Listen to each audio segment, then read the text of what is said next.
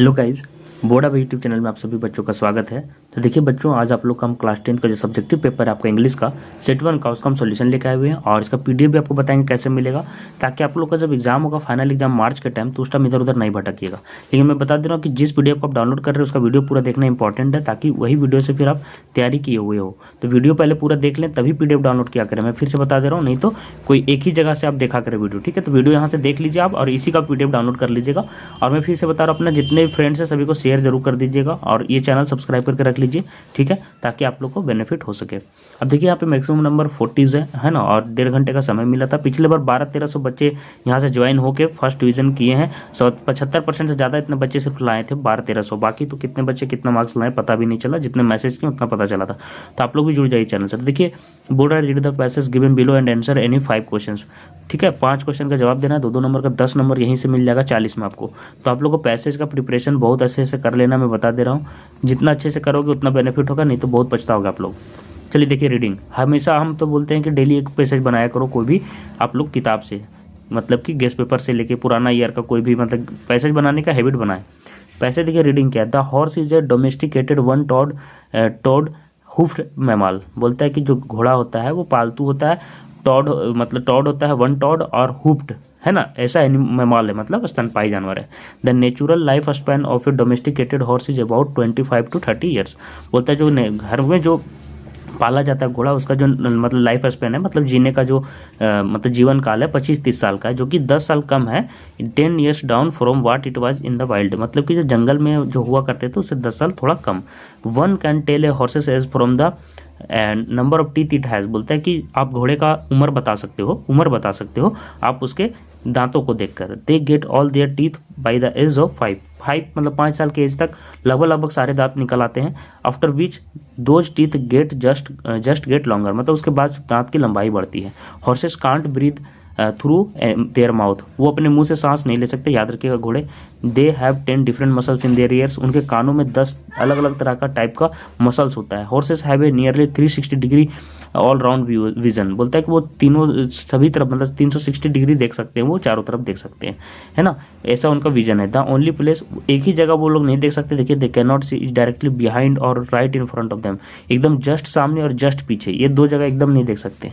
Therefore it is unsafe to stand behind a horse, इसलिए हमेशा घोड़े के जस्ट पीछे, एकदम पीछे बैठ मतलब खड़ा रहना बहुत ही खतरनाक होता है, सेफ नहीं है।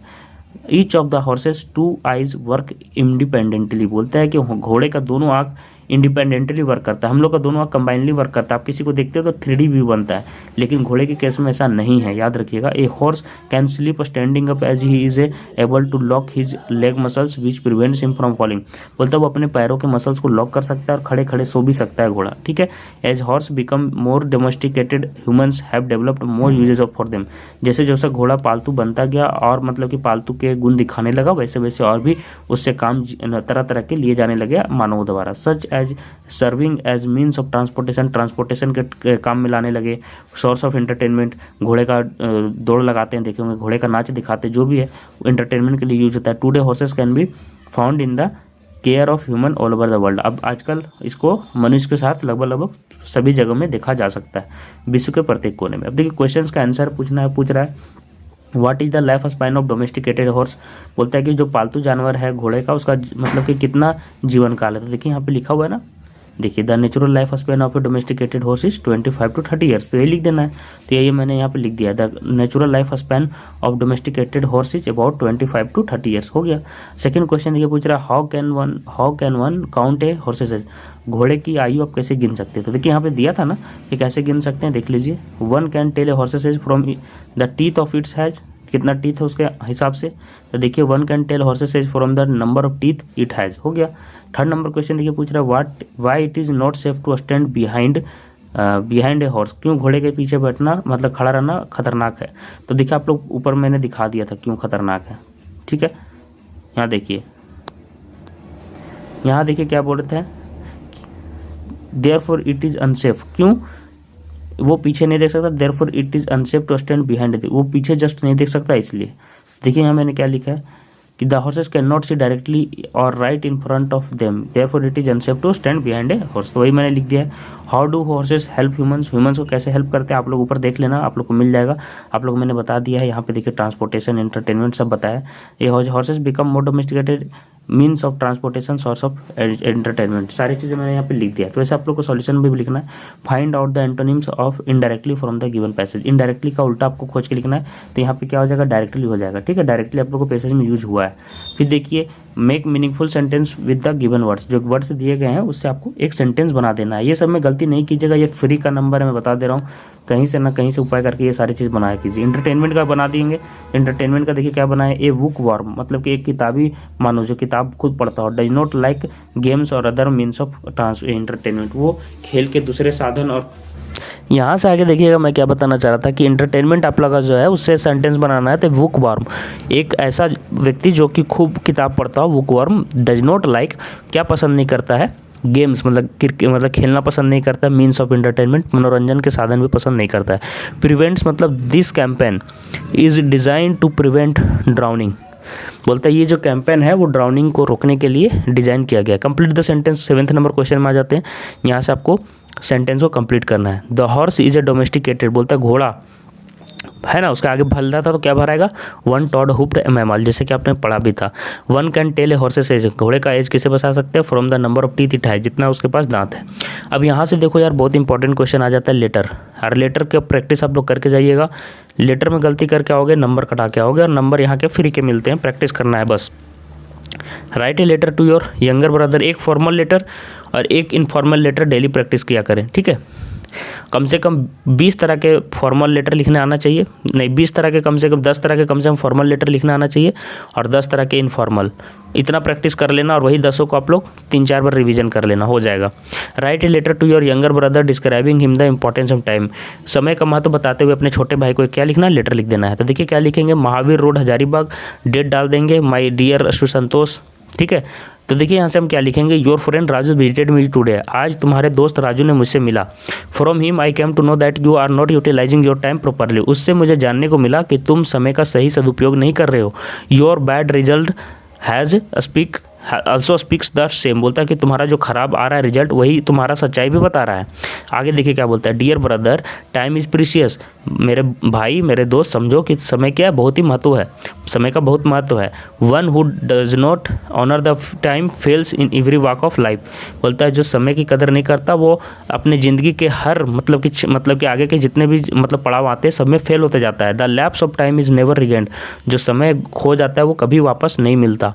We have a lot of work to complete, हम लोग को काफ़ी समय, हम लोग we have a lot of work to complete, हम लोग के पास काफ़ी काम है जो इसको कंप्लीट करना, but we have limited time, लेकिन हम लोग के पास समय लिमिटेड है। Work done in the right direction at time, right time, बोलता है कि जो भी काम करना है राइट डायरेक्शन में किया जाए और सही समय में किया जाए, तभी अंडरगो अनरिवार्डेड, नहीं तो वो क्या हो जाता है, फालतू में चला जाता है। सही समय में सही काम को करना पड़ता है।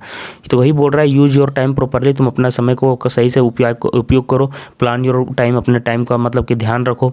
You must estimate how much time you have and how much studies you have to finish within the given time, तुमको ये सब चीज़ जोड़ना घटाना पड़ेगा कि कितना समय आपके पास और किस तरह से कितना समय में इतना सिलेबस कंप्लीट करना है। Do not waste your time in wandering here and there in useless activities, बोलते हैं इधर से उधर फालतू कामों में अपना समय व्यर्थ मत क्या करो। Proper use of time can only give U a bright future, अगर सही समय से तुम सदुपयोग करते समय का तभी तुम्हारा भविष्य बेहतर बनेगा।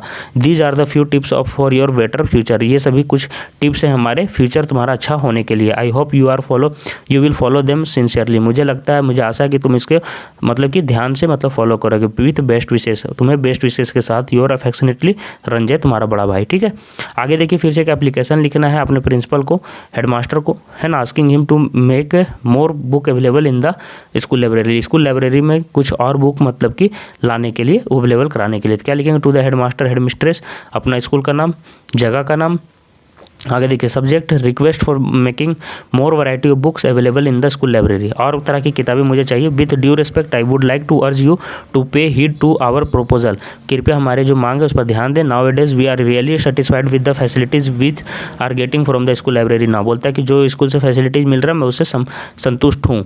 Not only that the teaching system in the classroom helps us to understand the subject very clearly, बोलता है जो जिस तरह से मतलब कि क्लासरूम में पढ़ाया जाता है वो भी मुझे बहुत ही अच्छे समझ में आता है। फॉर फर्दर स्टडीज, आगे की पढ़ाई के लिए the teachers give us the reference of some updated good books, लेकिन आगे की पढ़ाई के लिए हमें कुछ जो मतलब कि आपके हमारे शिक्षक जो हैं कुछ अच्छे गुड किताब को मतलब रेफर करते हैं पढ़ने के लिए। In those reference books some topics are explain very minutely in our library we get many guide books, बोलता है कि वो सभी किताब में जो रेफरेंस बुक है उसमें पढ़ाई के लिए टॉपिक्स बहुत अच्छे से कवर किए गए हैं, और हमारे लाइब्रेरी में सिर्फ मतलब गाइड बुक्स बहुत सारे हैं। They of course help us, मतलब गाइड भी हमें हेल्प करते हैं, but our library lacks in reference books, लेकिन रेफरेंस बुक हमारे इस मतलब लाइब्रेरी में नहीं है। The stock of reference book in our library is not enough, मतलब कमी है।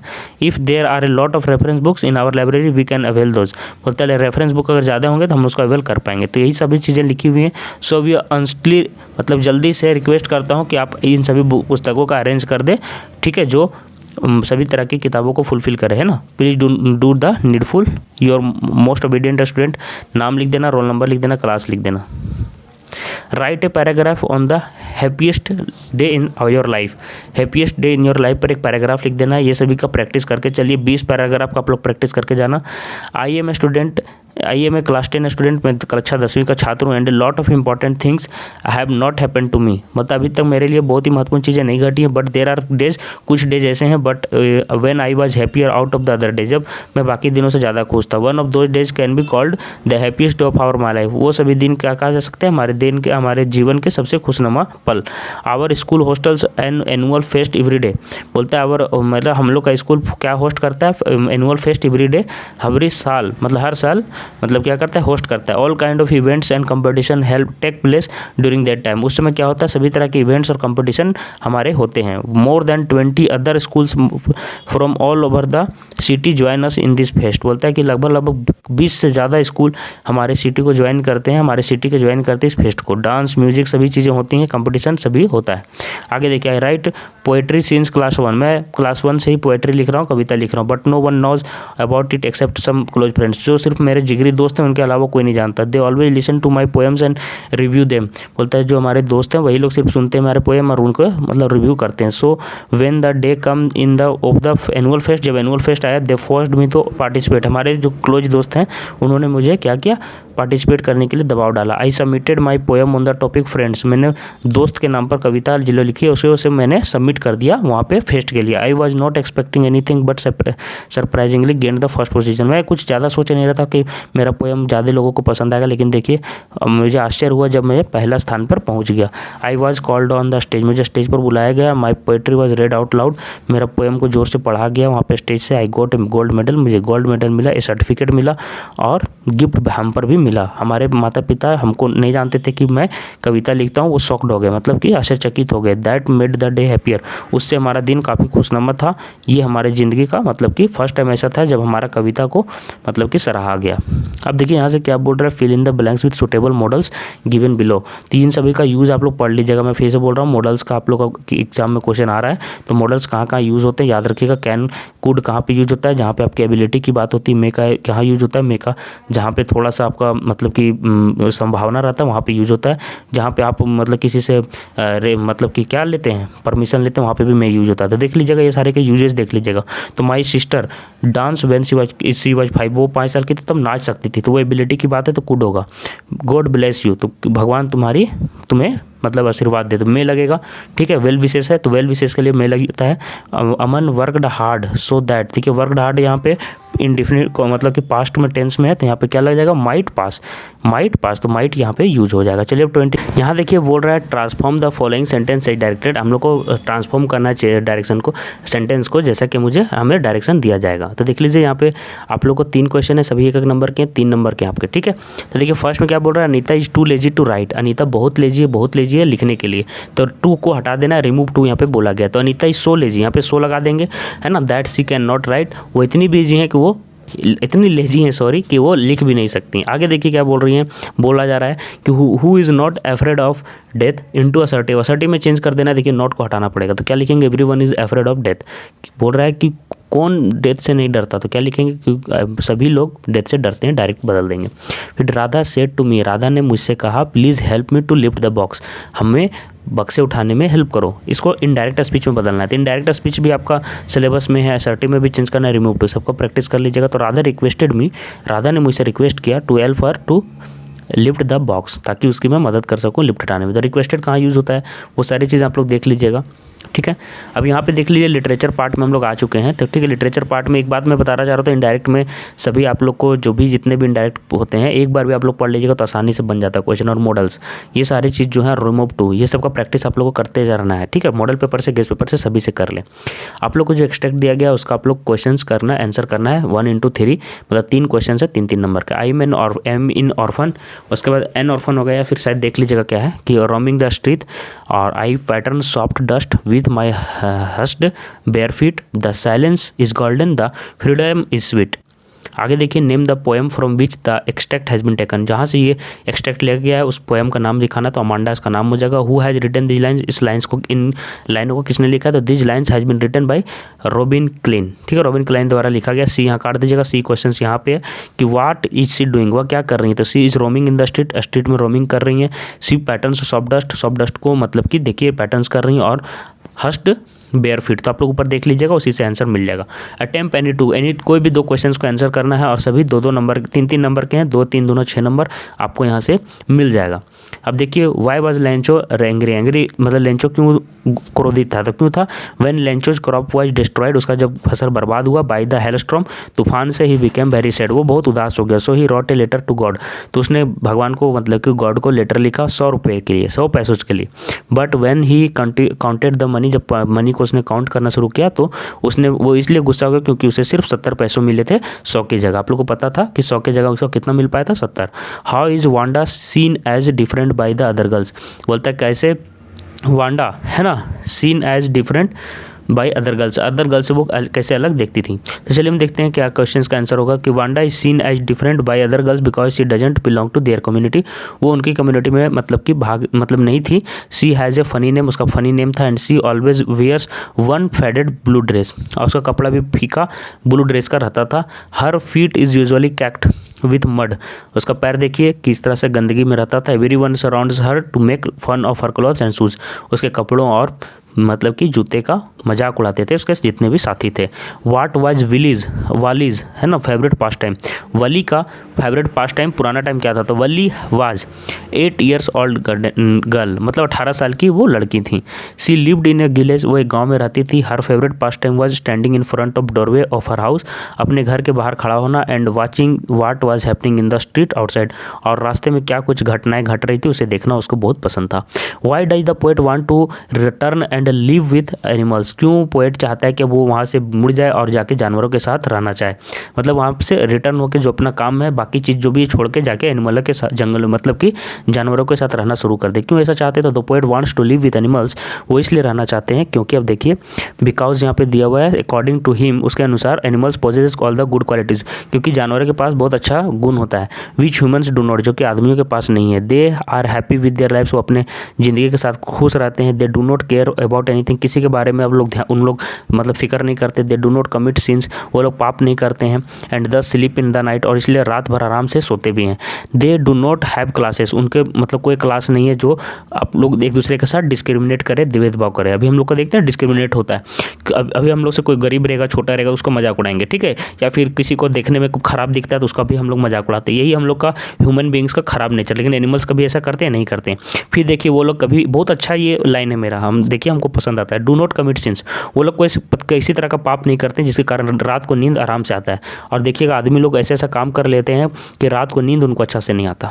चलिए ठीक है, अब देखिए अटेम्प्ट एनीवन, 5 एक क्वेश्चन है 5 नंबर का बनाना है और एक ही क्वेश्चन बनाना है, ठीक है, 2 क्वेश्चन दिया हुआ एक ही बनाना है। एग्जाम में दोनों मत बना देना, गलती मत करना।